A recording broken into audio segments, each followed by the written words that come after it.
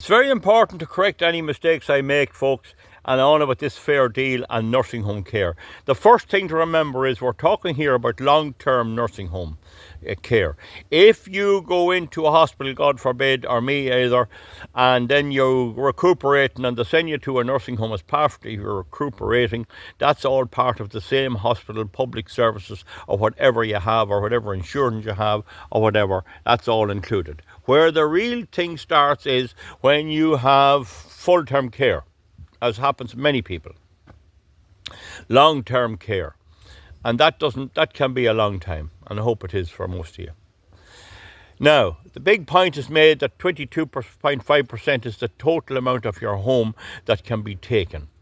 Don't know why that's there, but that's the case. But you see, that doesn't include all the millions they have in the bank. It doesn't include all the property. That's only their own home.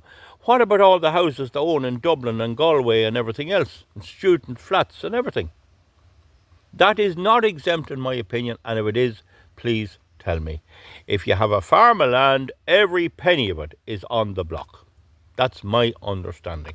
So you see, people get confused, but I do understand a lot of people in Dublin and Dundalk and Roscrea and Tuam and all this in Cork City. They have their house, maybe a terraced house along the street, or they have their own bungalow out the road, and that's all they have. That's all right. That is protected, all right. 22.5% over 3 years, I think it is. It's confusing. They give it 3.75%, but it's a bit confusing. I think it's 3.75 every year for each person. That'd be about 7.5%. Anyway, it doesn't really matter. 22% of the value of the house can be demanded. And sure, if they left the house to somebody and they got the house, the person could buy out that bit. You could pay that 22%. You'd still have a cheap house. You'd have it at 77.5% of its market value. And it'd be a poor day. You wouldn't get a mortgage for that. How about that explained?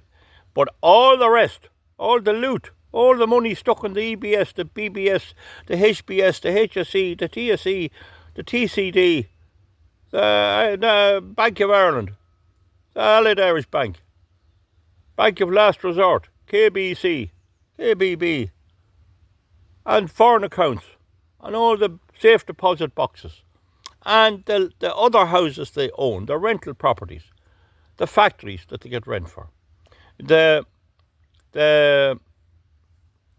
pensions that they have, and the land, agricultural or development, or how it's owned. All of that is on the block, and every penny of it can be taken. And for a couple, it's €10,400 a month. And sure, look at if you multiply that by 12, what's that? 120. I'm just guessing 130,000 a year for a couple, or half of that for one. 130,000. So over 10 years, you're into well over a million. You're into 1.3 million euros. And it's not inconceivable that a person could be in a nursing home for 20 years. So that's 2.6 million euros. That's my understanding. Now, folks, I can't be an expert in everything. Now, the other thing I hear too, and when I give you proper legal advice with a disclaimer, well, then I have that researched and I have experience.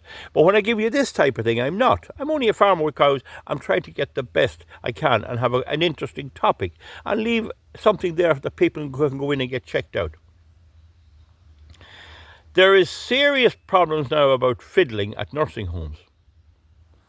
There is serious problems with abusing patients. It's not in them all. I won't name anyone. I know one or two, and I know people in it, and they say it's good.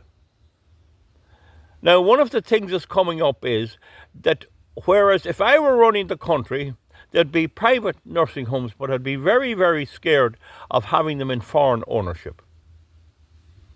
I'd like to see Irish companies being involved.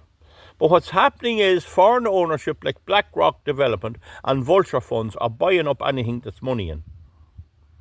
And the government has legislation which deals with companies. There's a difference in company law and private law. And they can come down and fine the company locally, but they can't touch the parent company. In other words, if the company is registered outside of Ireland, they can't enforce Irish nursing home laws on that company. Now, that doesn't make full sense to me, but that was in the media. For example, when I sue Rara Wind Farm here for I think it's 2 million I'm in for now. That's just the compensation alone plus shutting it down. I'll be suing Rara Developments. Now, if they don't pay, a big question will arise: could the parent company be forced to pay me? So it's owned by BlackRock.